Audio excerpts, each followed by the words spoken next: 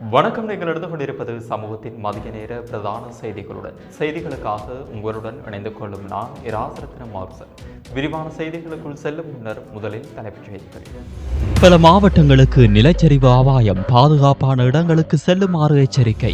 இலங்கையில் கடும் மழை, தாழ்நில பகுதிகளில் வசிக்கும் மக்களுக்கு எச்சரிக்கை. தயார் நிலையில் அதிகாரிகள். பிரதமருக்கு எதிராக நம்பிக்கையில்லா பிரேரணை, எதிர்க்கட்சிகள் தீர்மானம். வீதி விளக்குகளுக்கான கட்டணத்தை மக்களிடம் அறவிட திட்டம். கிழக்கு மாகாண ஆசிரியர் பற்றாக்குறைக்கு தீர்வு, 2500 பேர் விரைவில் நியமனம். கயிறுடன் காணப்பட்ட தயிர் வடைகள், சாய்ந்த மருதுவில் அதிரடி சோதனை. சட்டவிரோத மதுபானம் தயாரித்தவர் தப்பியோட்டம், 7 பேர் மருத்துவமனையில் சிகிச்சை. பிலிப்பைன்ஸில் சக்தி வாய்ந்த நிலநடுக்கம். கடந்த சில நாட்களாக நாட்டின் பல பகுதிகளில் பெய்து வரும் கடும் மழைப்பொழிவு காரணமாக பல மாவட்டங்களுக்கு நிலச்சரிவு அபாய எச்சரிக்கையை தேசிய கட்டட ஆராய்ச்சி அமைப்பு விடுத்துள்ளது. இது குறித்து அந்த அமைப்பின் சிரேஷ்ட புவியியலாளர் பேராசிரியர் வசந்த சேனாதீர கருத்தெரிவிக்கையில், கடந்த சில மாதங்களாக பெய்த அதிகப்படியான மழை காரணமாக நிலம் ஏற்கனவே அதிக ஈரப்பதத்துடன் காணப்படுவதால் நிலச்சரிவுக்கான சாத்தியக்கூறுகள் அதிகரித்துள்ளதாக குறிப்பிட்டார். இதன்படி கண்டி மாவட்டத்தின் உடும்பர, மாத்தறை மாவட்டத்தின் வில்ஹமுவ மற்றும் நுவர்லியா மாவட்டத்தின் வெலப்பனை ஆகிய பிரதேச செயலக பிரிவுகளுக்கு 2ஆம் நிலை எச்சரிக்கை விடுக்கப்பட்டுள்ளது. அதேவேளை பதுளை மாவட்டத்தின் ஹாலியல, பசறை, பதுளை, வெலிமடை, லுணுகலை ஆகிய பகுதிகளுக்கும், கண்டி மாவட்டத்தின் தொலுவ, மாத்தறை மாவட்டத்தின் அம்பன்கொல மற்றும் நுவர்லியா மாவட்டத்தின் அதுரட்ட, நில்லண்டா ஹின்ன, அங்குரன்கெத்த ஆகிய பிரதேச செயலக பிரிவுகளுக்கும் 1ஆம் நிலை எச்சரிக்கை விடுக்கப்பட்டுள்ளது. வானிலை ஆய்வு திணைக்களத்தின் முன்னறிவிப்பின்படி மழை தொடரும் என எதிர்பார்க்கப்படுவதால் மலைச்சரிவுகள் மற்றும் சரிவான பகுதிகளுக்கு அருகில் வசிக்கும் பொதுமக்கள் மிகுந்த அவதானத்துடன் இருக்குமாறு கேட்டுக் கொள்ளப்படுகிறார்கள். குறிப்பாக நிலத்தில் வெடிப்புகள் ஏற்படுதல், மரங்கள் மற்றும் மின் கம்பங்கள் சாய்வடைதல் போன்ற நிலச்சரிவுக்கான ஆரம்ப அறிகுறிகள் தென்பட்டால் உடனடியாக பாதுகாப்பான இடங்களுக்கு இடம்பெயருமாறு அறிவுறுத்தப்பட்டுள்ளது. குறிப்பாக ஆறுகள், ஓடைகள் மற்றும் மலைச்சரிவுகளுக்கு கீழ் வசிப்போர் மண் சரிவு மற்றும் திடீர் வெள்ளம் குறித்து விழிப்புடன் இருக்குமாறும் அதிகாரிகளின் அறிவுறுத்தல்களை பின்பற்றி பாதுகாப்பை உறுதிப்படுத்திக் கொள்ளுமாறும் பேராசிரியர் வசந்த சேனாதீர வலியுறுத்தியுள்ளார். யாழ்ப்பாணத்தில் அதிஉயர்ந்த மற்றும் நவீன வசதிகளுடனான டில்கோ ப்ளூ ஓஷன் நிறுவனத்தின் மூலம் வழங்கும் யாழ் ராயல் பேலஸ். வங்காள விரிகுடாவில் நிலவும் குறைந்த காற்றழுத்த தாழ்வு மண்டலம் காரணமாக எதிர்வரும் ஜனவரி மாதம் 8ஆம் திகதி முதல் நாட்டின் பல பகுதிகளில் மழையுடனான காலநிலை அதிகரிக்கும் என அனர்த்த முகாமைத்துவ மத்திய நிலையத்தின் பணிப்பாளர் பிரதீப் கொடிப்பிலி தெரிவித்தார்.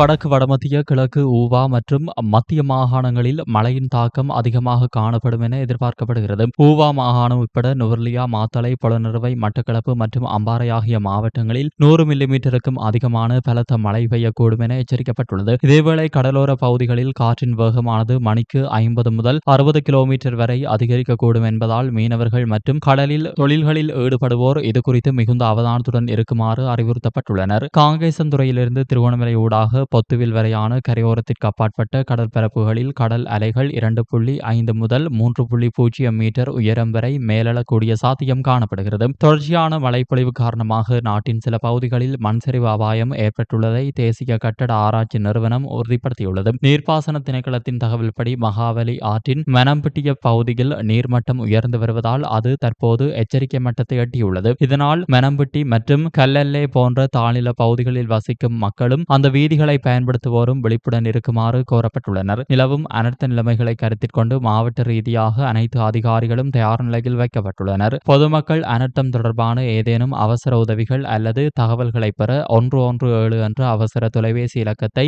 எந்நேரமும் தொடர்பு கொள்ள முடியும் என அறிவிக்கப்பட்டுள்ளது. கல்வி மறுசீரமைப்புகளின் ஒரு பகுதியாக வெளியிடப்பட்ட தரம் 6ற்கான ஆங்கில பாடத்தொகுப்பில் உள்ள குறைபாடுகளை கண்டித்து கல்வி அமைச்சரான பிரதமர் ஹரணி அமரசூரியவுக்கு எதிராக நம்பிக்கையில்லா பிரேரணையை கொண்டுவர எதிர்க்கட்சிகள் தீர்மானித்துள்ளன.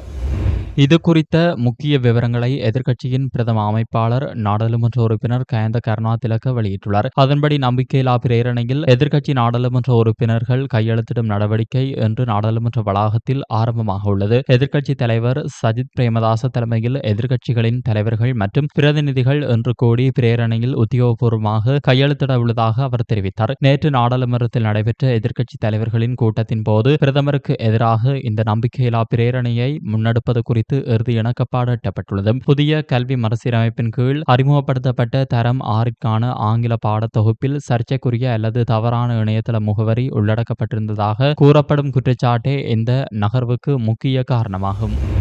உத்தேச புதிய மின்சார கொள்கையினூடாக தமது பிரதேசத்தில் உள்ள வீதி விளக்குகளுக்கு ஏற்படும் செலவை அப்பிரதேச மக்களின் மின்சார கட்டணத்தில் அறவிடுவதற்கு யோசனை முன்வைக்கப்பட்டுள்ளதாக மின் பாவனையாளர் சங்கம் தெரிவித்துள்ளது. இது குறித்து அந்த சங்கத்தின் தேசிய செயலாளர் சஞ்சீவ தம்மிக தெரிவிக்கையில், ஒரு குறிப்பிட்ட பிரதேசத்தில் பயன்படுத்தப்படும் வீதி விளக்குகளின் வோட் அளவை கணக்கிட்டு அத்தொகையை அப்பிரதேசத்தில் வசிக்கும் மக்களிடையே பகிர்ந்து அவர்களின் மின்சார கட்டணத்துடன் இணைக்க முயற்சிக்கப்படுகிறது. இவ்வாறு சேர்க்கப்படும் தொகையானது பாவனையாளரின் மின்சார கட்டண பெறுமதியில் 2.2% மேற்படாத ஒரு தொகையாக இருக்க வேண்டும் எனவும் குறிப்பிடப்பட்டுள்ளது. வீதி விளக்குகளை பராமரிக்கும் மற்றும் முகாமைத்துவம் செய்யும் அதிகாரம் தற்போது பிரதேச சபை, நகர சபை மற்றும் மாநகர சபைகள் வசமே உள்ளது. எனினும் புதிய யோசனையின் ஊடாக இந்த அதிகாரத்தை உள்ளூராட்சி மன்றங்களிடமிருந்து நீக்கி அதனை நிர்வகிக்க தனியானதொரு நிறுவனத்தை உருவாக்கவும் பரிந்துரைக்கப்பட்டுள்ளதாக அவர் சுட்டிக்காட்டியுள்ளார். கிழக்கு மாகாணத்தில் நிலைவரும் ஆசிரியர் பற்றாக்குறையை நிவர்த்தி செய்யும் வகையில் முதற்கட்டமாக 2500 ஆசிரியர்களை நியமிப்பதற்கான நடவடிக்கைகள் எடுக்கப்பட்டுள்ளதாக கிழக்கு மாகாண ஆளுநர் பேராசிரியர் ஜெயந்தலால் ரத்னசேகர தெரிவித்துள்ளார். கிழக்கு மாகாணத்தின் அம்பாறை, மட்டக்களப்பு மற்றும் திருகோணமலை ஆகிய 3 மாவட்டங்களிலும் சுமார் 5000 ஆசிரியர் வெற்றிடங்கள் காணப்படுவதாக சுட்டிக்காட்டிய அவர், இதற்கான அமைச்சரவை பத்திரம் இந்த வாரத்திலோ அல்லது அடுத்த வாரத்திலோ சமர்ப்பிக்கப்பட உள்ளதாகவும் குறிப்பிட்டார். இதன் மூலம் முதற்கட்டமாக 2500 ஆசிரியர்களை விரைவில் இணைத்துக் கொள்ள முடியும் என அவர் நம்பிக்கை வெளியிட்டுள்ளார். வெறும் ஆட்சேர்ப்புடன் மாத்திரம் நின்று விடாமல் மாகாணத்திற்குள் ஆசிரியர்களை சமமாக பகிர்ந்தளிப்பதில் உள்ள சவால்கள் குறித்தும் ஆளுநர் இங்கு விளக்கம் அளித்தார். சில கல்வி வலயங்களில் ஆசிரியர்கள் மேலதிகமாக இருக்கும் அதே நேரம் சில பகுதிகளில் கடும் பற்றாக்குறை நிலவுவதாகவும், குறிப்பாக திருகோணமலை மாவட்டத்தில் சிங்கள மொழி மூலமான பட்டதாரி ஆசிரியர்களுக்கு தட்டுப்பாடு நிலவுவதாகவும் அவர் தெரிவித்தார். இவ்வாறான ஆசிரியர் சமநிலைப்படுத்தல் தொடர்பான சிக்கல்களுக்கு தீர்வு காண வேண்டியதன் அவசியத்தையும் அவர் வலியுறுத்தினார். மேலும் ஆசிரியர்கள் நியமனம் பெற்றவுடன் குறுகிய காலத்திலேயே இடமாற்றம் பெற்றுச் செல்வதை தடுக்கும் வகையில் புதிய நிபந்தனை ஒன்று அமல்படுத்தப்பட உள்ளதாகவும் ஆளுநர் அறிவித்துள்ளார். சூப்பர் ஸ்டோரின் கல்யாணி அன்னபூரணி பிராண்டில் அன்றாட வாழ்க்கையின் அனைத்து பொருட்களையும் ஒரே இடத்தில் பெற்றுக்கொள்ள தாமதம் வேண்டாம், இப்போதே வாருங்கள். வீட்டி கேஷன் கரி மற்றும் வீட்டி சூப்பர் ஸ்டோர், பாரிஸின் லாட்சப்பல். சாய்ந்தமருது சுகாதார வைத்திய அதிகாரி பிரிவுக்குட்பட்ட உணவகத்தில் கயிறுடன் காணப்பட்ட தயிர் வடைகள் பறிமுதல் செய்யப்பட்டுள்ளதுடன் உரிமையாளருக்கு எதிராக சட்ட நடவடிக்கை எடுக்கப்பட்டுள்ளது. சாய்ந்தமருது சுகாதார வைத்திய அதிகாரி பிரிவுக்குட்பட்ட பல்வேறு பகுதிகளில் நேற்று சோதனை செய்யப்பட்டுள்ளது. சாய்ந்தமருது சுகாதார வைத்திய அதிகாரி வைத்தியர் ஏ மதன் தலைமையில் பொது சுகாதார பரிசோதகர்கள் மற்றும் நுளம்பு களத்தடுப்பு உதவியாளர்களின் பங்கேற்புடன் வீதியோர சந்தை மற்றும் பெண்கள் சந்தை பரிசோதனைக்குட்படுத்தப்பட்டது. இதன்போது அங்கு காணப்பட்ட குறைகளை நிவர்த்தி செய்ய வலியுறுத்தப்பட்டதுடன் எதிர்காலத்தில் அடிக்கடி பரிசோதனைகள் நடைபெறும் என்பதும் குறிப்பிடத்தக்கது. இதேவேளை உணவகங்கள் பரிசோதனைக்குட்படுத்தப்பட்டதுடன் அதன் உட்கட்டமைப்பு வசதிகள் ஒழுங்கின்மையுடன் காணப்பட்டதுடன் அதனை சரி செய்வதற்காக ஒரு வார காலம் அவகாசமும் வழங்கப்பட்டது. மேலும் இதில் நுகர்வுக்கு பொருத்தமற்ற கயிறுடன் காணப்பட்ட தயிர் வடைகள் பறிமுதல் செய்யப்பட்டதுடன் உரிமையாளருக்கு எதிராக சட்ட நடவடிக்கையும் எடுக்கப்பட்டது. சட்டவிரோத சொத்துக்களை கையகப்படுத்தும் செயல்முறை குறித்து நாட்டின் பாதுகாப்பு மற்றும் சட்டத்துறையின் சிரேஷ்ட அதிகாரிகளுக்கு தெளிவுபடுத்த நடவடிக்கை எடுக்கப்பட்டுள்ளது. அதற்கமைய குற்றச் செயல்கள் மூலம் ஈட்டப்பட்ட சொத்துக்கள் தொடர்பான சட்டம் குறித்த விசேட விழிப்புணர்வு வேலை திட்டம் ஒன்று பாதுகாப்பு அமைச்சில் நடைபெற்றுள்ளது. இந்த பயிற்சியின் போது தகவல்களை வெளிப்படுத்துவது தொடர்பான சட்ட ரீதியான கடப்பாடுகள் மற்றும் தகவல்களை மறைப்பதன் மூலம் ஏற்படக்கூடிய சட்ட விளைவுகள் குறித்து விசேட கவனம் செலுத்தப்பட்டுள்ளது. 2025 ஜூன் 1 முதல் நடைமுறைக்கு வந்துள்ள இந்த புதிய சட்டத்திற்கு அமைய நிதி குற்றங்களை ஒடுக்கும் தேசிய முயற்சியின் ஒரு பகுதியாக இந்த பயிற்சி பட்டறை முன்னெடுக்கப்பட்டுள்ளது. குற்றச்செயல் மூலம் ஈட்டப்பட்டவை என சந்தேகிக்கப்படும் தகவல்களை அறிந்த எந்தவொரு நபரும் அல்லது அதிகாரியும் அந்த தகவலை உரிய அதிகாரிகளுக்கு அறிவிப்பது சட்டப்படி கட்டாயமானதாகும். மேலும் தகவல்களை தன்னிச்சையாக புறக்கணிப்பது அல்லது வெளிப்படுத்த தவறுவது இந்த சட்டத்தின் கீழ் பாரிய குற்றமாக கருதப்படுவதுடன் அதற்காக கடுமையான சட்ட தண்டனைகள் விதிக்கப்படலாம் என்று கூறப்படுகிறது. அத்துடன் சட்டவிரோத நிதி வலையமைப்புகளை கண்டறிந்து அவற்றை முடக்கவும் பாதுகாப்பு அமைச்சு இலக்கு வைத்துள்ளதாக இதன்போது தெரிவிக்கப்பட்டுள்ளது. மின் கட்டணத்தை முடிந்தளவு குறைந்த மட்டத்தில் பேண வேண்டும் என்பதே அரசாங்கத்தின் நோக்கமாகும். இலங்கை மின்சார சபையின் யோசனைகளை மீளாய்வு செய்து பொது பயன்பாடுகள் ஆணைக்குழுவே இறுதி தீர்மானம் எடுக்கும் என அமைச்சரவை பேச்சாளர் அமைச்சர் நலிந்த ஜேதிச தெரிவித்தார்.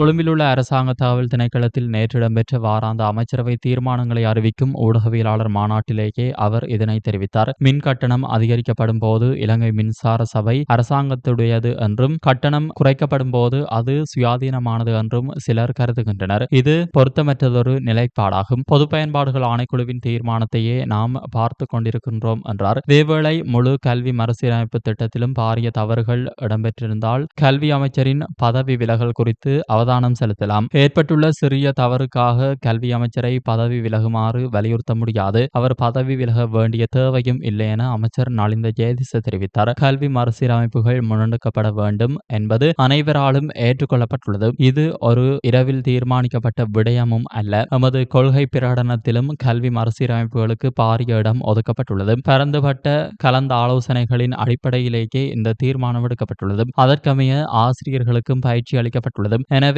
மறுசீரமைப்புகளை நடைமுறைப்படுத்தும் தீர்மானத்தில் எவ்வித மாற்றமும் இல்லை. இதற்காக முன்னெடுக்கப்படும் நடவடிக்கைகளின் போது ஏற்படும் சில சிறிய தொழில்நுட்ப ரீதியான தவறுகளுக்காக முழு திட்டத்தையும் இடைநிறுத்த முடியாது என்றார்.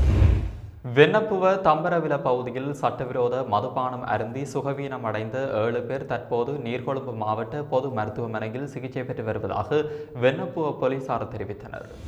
இந்த சம்பவத்தில் நேற்று 28 முதல் 57 வயதுக்குட்பட்ட 5 பேர் உயிரிழந்துள்ளனர். இந்த சட்டவிரோத மதுபானத்தை தயாரித்த நபர் தற்போது அப்பகுதியை விட்டு தப்பிச் சென்றுள்ளார். அவரது மனைவி நேற்று தங்கொட்டுவ கோனாவல பகுதியில் கைது செய்யப்பட்டார் என வெண்ணப்புவ போலீசார் தெரிவித்தனர். சம்பவம் தொடர்பாக 2 பெண்கள் கைது செய்யப்பட்டுள்ளனர். மேலும் கைது செய்யப்பட்ட மற்றொரு பெண் இந்த மதுபானத்தை விற்பனை செய்த நபர் ஆவார். உயிரிழந்தவர்கள் தொடர்பான நீதவான் விசாரணை நேற்று மதியம் மாரவில நீதவான் தினிந்து சமரசிங்கவினால் நடத்தப்பட்டது. மேலும் அவரது உத்தரவின் பேரில் உயிரிழந்தவர்களின் பிரேத பரிசோதனைகள் இன்று சிலாபம் பொது மருத்துவமனையில் நடத்தப்பட உள்ளது. களனி ரஜமகா விகாரையின் துருது பெருகரா காரணமாக இன்று அப்பகுதியில் போக்குவரத்து மட்டுப்படுத்தப்பட்டுள்ளதாக போலீசார் தெரிவித்தனர். இதற்கமைய களனி ரஜமகா விகாரையில் இருந்து ஆரம்பமாகும் பெருகரா களனி ஸ்ரீ சுற்றுவட்ட வீதி பேலியகொட வீதி ஊடாக பிலவெட்டிய மயானத்திற்கு அருகில் கோணகம்பொல வீதியின் போதிராஜராம விகாரைக்கு அருகில் பராகொட வீதிக்கு பிரவேசித்து நுங்கமுகொட சந்தி கல்வருள்ள வெலன்கடை சந்தி ஊடாக விகாரை மாவத்தை வழியாக பியகம வீதிக்கு பிரவேசித்து நாவலோக்க வாகல்கட ஊடாக நிறைவடைய உள்ளது. அதன்படி இன்று பிற்பகல் 3 மணி முதல் இரவு 8 மணி வரை பெருகரா ஊர்வலத்தின் போது மாற்று வழிகளை பயன்படுத்துமாறு போலீசார் பொதுமக்களை கேட்டுக் கொண்டுள்ளனர். இலத்திரனியல் பயண அனுமதி திட்டம் இந்த வருடத்தின் முதலாவது காலாண்டில் நடைமுறைப்படுத்தப்படும் என வெளி விவகார அமைச்சர் விஜித ஹேரத் தெரிவித்துள்ளார். இந்த திட்டம் கடந்த ஆண்டு அறிமுகப்படுத்தப்பட்ட போதும் இதுவரை செயல்படுத்தப்படவில்லை என அமைச்சர் குறிப்பிட்டுள்ளார். எனவே இந்த ஆண்டின் முதல் காலாண்டிலிருந்து இந்த திட்டம் நடைமுறைப்படுத்தப்படும் என அமைச்சர் விஜித ஹேரத் தெரிவித்தார். கடந்த ஆண்டு ஜூலை மாதம் இலங்கை தனது சுற்றுலாத்துறையில் மீட்சியை எளிதாக்கும் முயற்சியில் இலத்திரனியல் பயண அனுமதி திட்டத்திலிருந்து விலக்கு அளிக்கப்பட்ட நாடுகளின் பட்டியலில் மேலும் 33 நாடுகளை சேர்ப்பதாக அறிவித்திருந்தமை குறிப்பிடத்தக்கது. ஸ்ரீ சக்திவேல் ஜோதிட ஆராய்ச்சி நிலையம் பிரசன்னம் பார்த்தன் திருமண பொருத்தம் திதி நட்சத்திர கணிப்பு நல்ல நேரம் கெட்ட நேரம் 1 மணி நேரத்திற்குள் பதில் அவசர ஜோதிட சேவை. 2025ஆம் ஆண்டிற்கான கல்வி பொதுத்தராதர சாதாரணதர பரீட்சையின் விடைத்தாள் மதிப்பீட்டு பணிகளுக்காக பரீட்சார்த்திகளிடமிருந்து விண்ணப்பங்கள் கோரப்பட்டுள்ளன. பரீட்சை ஆணையாளர் நாயகம் AJS இந்திகா குமாரில் எனக்கு விடுத்துள்ள விசேட ஊடக அறிவித்தலில் இது குறித்த விவரங்கள் தெரிவிக்கப்பட்டுள்ளன. தகுதியுள்ள விண்ணப்பதாரர்கள் onlineexams.gov.lk/EIC என்ற இணையதள முகவரியூடாக மாத்திரமே இணையவழி முறையில் விண்ணப்பிக்க முடியும். இதற்கான விண்ணப்பங்கள் கடந்த 2025/12/25ஆம் தேதி முதல் ஏற்றுக்கொள்ளப்பட்டு வருகின்ற நிலையில் நாளைய தினம் இதற்கான இறுதி நாளாகும் என பரீட்சைகள் திணைக்களம் நினைவூட்டியுள்ளது. பிலிப்பைன்ஸ் நாட்டின் பாகுலின் கடற்கரை பகுதியில் சக்தி வாய்ந்த நிலநடுக்கம் ஏற்பட்டுள்ளது. 6.7 மெக்னிடியூட் அளவிலான சக்தி வாய்ந்த நிலநடுக்கம் ஏற்பட்டதாக வெளிநாட்டு ஊடகங்கள் செய்தி வெளியிட்டுள்ளன. இந்த நிலநடுக்கம் கடலுக்கு அடியில் 10 கிலோமீட்டர் ஆழத்தில் ஏற்பட்டுள்ளது. பிலிப்பைன்ஸ் நில அதிர்வு ஆய்வு மையம் மற்றும் அமெரிக்க புவியியல் ஆய்வு மையம் ஆகியவை இந்த இயற்கை சீற்றத்தின் தீவிரம் மற்றும் ஆழத்தை உறுதிப்படுத்தியுள்ளன. நிலநடுக்கத்தை தொடர்ந்து பலமான அதிர்வுகளும் சேதங்களும் ஏற்பட வாய்ப்புள்ளதாக அதிகாரிகள் எச்சரிக்கை விடுத்துள்ளனர். இந்த நிலநடுக்கத்தால் ஏற்பட்ட சேதம் மற்றும் பாதிப்புகள் குறித்து இதுவரை எந்த தகவலும் வெளியாகவில்லை என வெளிநாட்டு ஊடகங்கள் செய்தி வெளியிட்டுள்ளன. இத்துடன் சமூகத்தின் மதிய நேர பிரதான செய்திகள் நிறைவடைகின்றன. மீண்டும் அடுத்த பிரதான செய்திகள் வாயிலாக சந்திப்போம். நன்றி, வணக்கம். எமது RIP பேச்சுக்கு கிடைத்த மரண அறிவித்தல்கள். பதுளையை பிறப்பிடமாகவும் கனடா மார்க்கமை வதிவிடமாகவும் கொண்டிருந்த திருமதி ராஜேஸ்வரி சண்முகலிங்கம் ராணி அவர்கள் 6/1/2026 செவ்வாய்க்கிழமை அன்று காலமானார். யாழ் ஆவரங்கால் சந்தை வீதியை பிறப்பிடமாகவும் சிவன் வீதி ஆவரங்கால் மற்றும் கொழும்பை வதிவிடங்களாகவும் கொண்டிருந்த திருமதி யோகேஸ்வரி காசிநவர்ணம் அவர்கள் 6/1/2026 செவ்வாய்க்கிழமை அன்று காலமானார். யாழ் புங்குடுதீவு 3ஆம் வட்டாரத்தை பிறப்பிடமாகவும் கொழும்பு வத்தளையை வதிவிடமாகவும் கொண்டிருந்த திருமதி சுப்பிரமணியம் கமலநாயகி அவர்கள் 5/1/2026 திங்கட்கிழமை அன்று கொழும்பு வத்தளையில் காலமானார். யாழ் கோண்டாவில் வடக்கை பிறப்பிடமாகவும் சுவிஸ் சூரிச்சை வதிவிடமாகவும் கொண்டிருந்த திரு பாலேஸ்வரன் பாலசிங்கம் அவர்கள் 6/1/2026 செவ்வாய்க்கிழமை அன்று காலமானார். மேலே அறிவிக்கப்பட்ட அனைத்து மரண அறிவித்தல்களின் இறுதிக்கிரியை விவரங்களை அறிந்து கொள்ள RIPpage.com பார்வையிடுங்கள். இதற்கான லிங்க் கீழே இருக்கும் டிஸ்கிரிப்ஷனில் பார்வையிடலாம். இது போன்ற செய்திகளை தெரிந்து கொள்ள சமூகம் நியூஸ் சேனலை சப்ஸ்கிரைப் செய்து அருகில் உள்ள பெல் பட்டனை கிளிக் செய்யுங்கள். மேலும் இது போன்ற செய்திகளை உடனுக்குடன் தெரிந்து கொள்ள சமூகமீடியா.com என்ற இணையதளத்தின் வாயிலாகவும் எங்களுடன் இணைந்திருங்கள்.